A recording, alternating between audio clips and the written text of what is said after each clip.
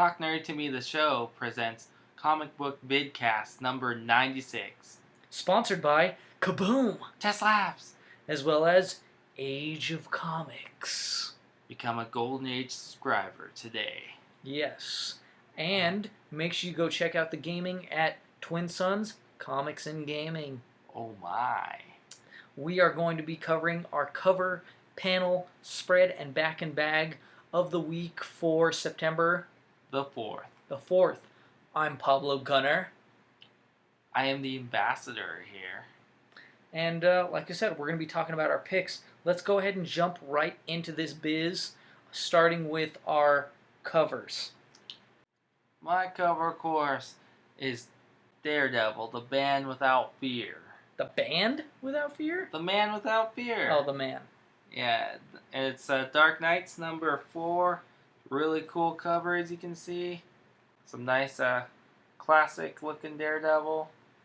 Gotta love it when they do that. If you like Herman, you know. So, my cover is Green Arrow. What is it, 23.1? And it's Count Vertigo number 1. It's the holographic cover. I don't know if you can tell, but, it's really cool. Like, Count Vertigo. I mean, his powers are Vertigo, so when you move it around, you're like, whoa, he's using his powers on me. It's pretty cool. Yeah, he likes getting his powers. He likes getting powers used on. What is your panel? Oh, my panel, of course, is from Iron Man over here. He's talking to 451. Oh, that's yelling. That is straight up yelling. Yeah, he's straight up yelling at 451, pretty much telling him, You're wrong. You effed up, essentially. You messed up. You need to fix this now. And pretty much is going through the whole thing and finally convinces him at the end. So, cool. Mine is from Infinity Part 2 of 6. And it's the one there with Black Bolt, the king of the Inhumans. And he's effing pissed. Like, he's really holding back. Because, he just wants to stroll into that room, and he just wants to literally blow away this dude sent by Thanos, so I mean, requires no words. You can see it in his face. He's just like, and then I believe we have the same panel actually. Spread. Spread. My apologies. Sorry, this might be a little Ambassador. Overwhelming. He may need help getting it up. It's It's a 4-page spread from Forever Evil number 1, where it literally shows like the whole roster of villains, of DC villains that they're trying to recruit, and it's insane. It's just epic. I sat there and I was like, I think this guy's I was like looking at it for forever. I was like, okay, who's that? Trying to figure out who's who, and be like, got my little notepad down, and I was like taking notes, and I'm like, okay, this person's gonna be a factor. I was doing the Batman thing, where I was like, this is what this guy's weaknesses are, I think this guy is Green Lantern's villain, I think he can do this, he has these abilities, I was doing all that stuff.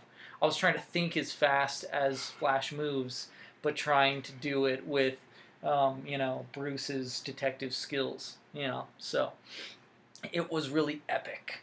It was so awesome.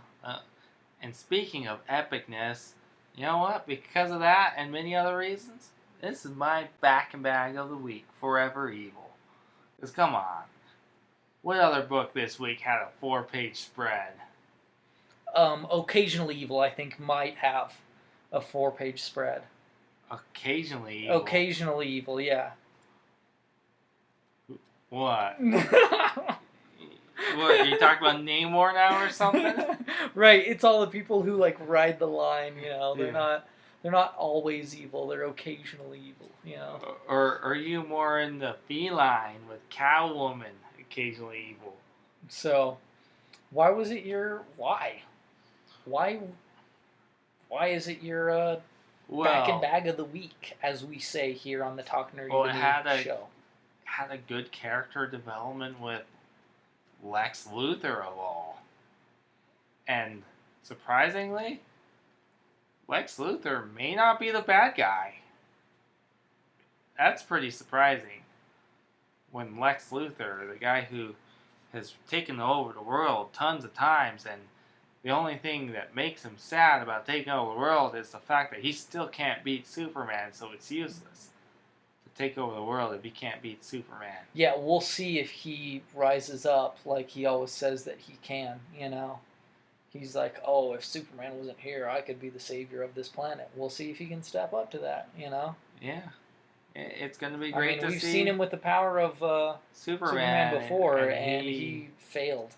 Yeah, he pretty much failed. But this one, I think this time, he really realizes, in a sick way, he kind of realizes.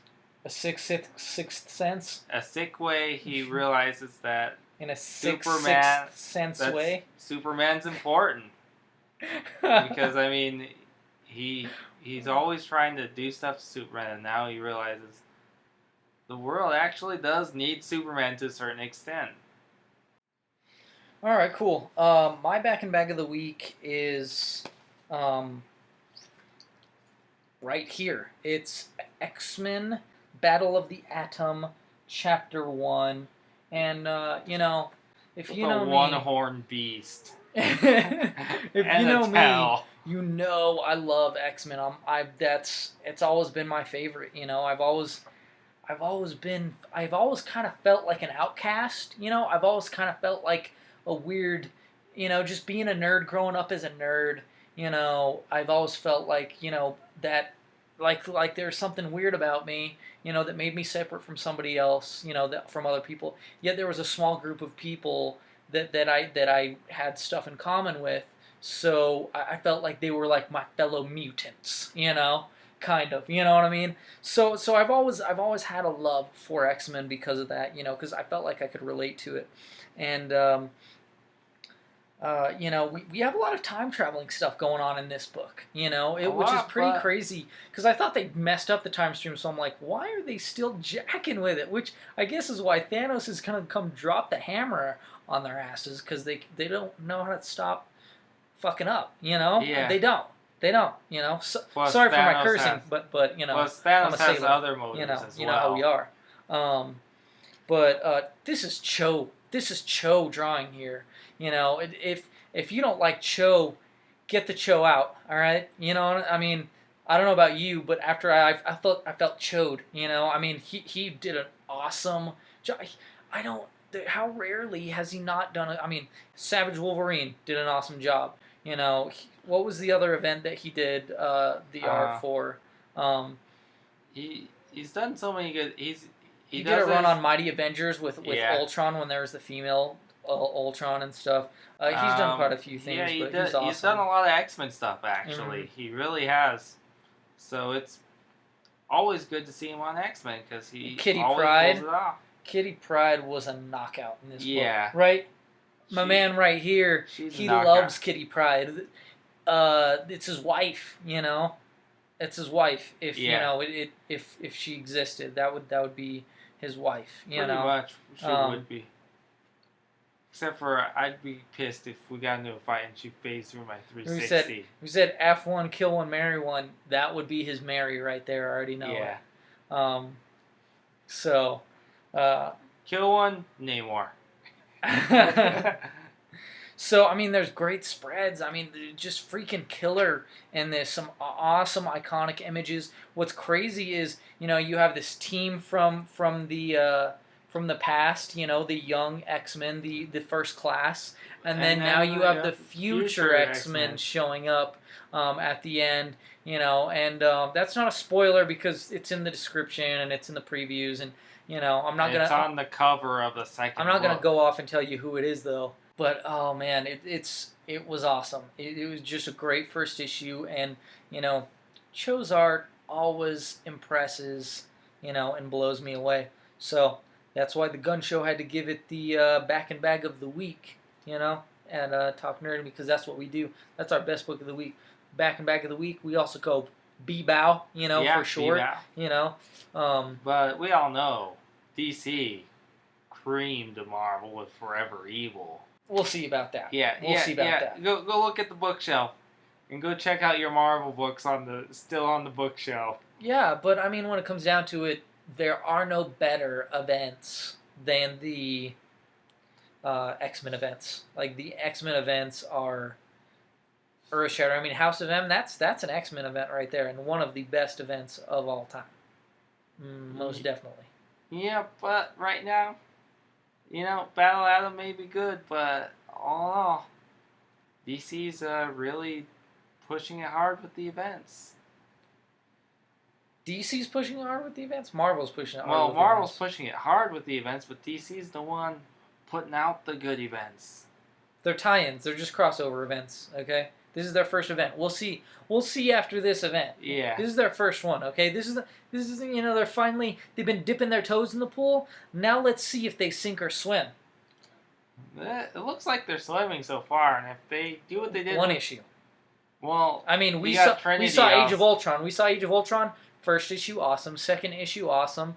And then it just kind of fell off. Yeah. Well, so we'll see. If they keep up with what they did with Trinity, it's going to be awesome. Trinity was a crossover event, okay? Not a full-blown AIDS event, okay? This is different. Different, okay? Okay. Apples and oranges, S.A. All right, well, thank you for following us. Make sure you check out, subscribe to our YouTube if you're not already subscribed to our YouTube, which why wouldn't you be? You'd be a fool not to find out what our panel spread, cover, and back and bag of the week is. We want to hear what yours are. Tell us, send it to us. We'll probably show it on our show if you send it to us. That way we can do it. We'll start throwing that on there. And we also have some comics for you. We are going to be showing you some digital comics codes. If you want some free comics, I don't know about you, but free's always good to me. I'm a sucker for a deal, and there's no better deal than the $5 discount. 5-finger discount, as they say. I don't say it because I'm not thugnificent. But yeah, go ahead and grab this Iron Man number 15 right now. You can't see it. You can't even see that code. You can't see that code. You can't see it. We're going to have to get a You picture can't see of that code. You can't see it. There it is. There it is right there. Okay. So, but yeah, check out our Facebook, which that's probably how you got here. So, but I'll tell it to you anyways. It's facebook.com/TNTM the show. All right. And then there's, of course, our website, which you should just make your homepage. You might as well make your homepage, because we almost have something every day for you to show. And we don't overload you. Like, I don't know about you, but I am tired of getting overloaded by emails and stuff from IGN all the damn time. I don't even have time to check out the stuff that they show me. Oh, PAX happened, this happened, that happened. Way too much stuff coming all at me all at once. Kind of like Game Informer, too. They're always sending you stuff, too. If they just showed me a little every day, the way we do for you, it's all good, And here's the thing. If you want to be constantly barraged with stuff, that's just fine, too. Follow our Twitter, which is at TN2ME. I want to change our Twitter, though. I want to change it to TNTM the show, but I don't know if you can change your Twitter. I don't know. I don't know either. So, what else do we have? Email us. Email us whatever you want to. Hate mail if you want to. Spam. And I mean like literal spam. Pictures of spam, or you can send actual spam, or maybe a GIF of spam. I don't know. Whatever you want to send us, send to our email at talknerdytometheshow@yahoo.com. Okay? And I believe that's it for all our stuff right there. I mean, I have my own personal Twitter, which is at PABL007 Gunner. I think that's what it is, which is also my gamer tag, for everything, essentially. I think for the Wii, for the 3DS, it's gun, because I couldn't fit the ER in, Sometimes you can't get all of the gun in there, Sometimes you can't just get all of Gunner in there. Happens. You can't fill it all, in, sometimes, especially with those smaller ones. So, all right, well, that's it for us. Thanks for listening, and make sure you keep those eyes hungry for comics.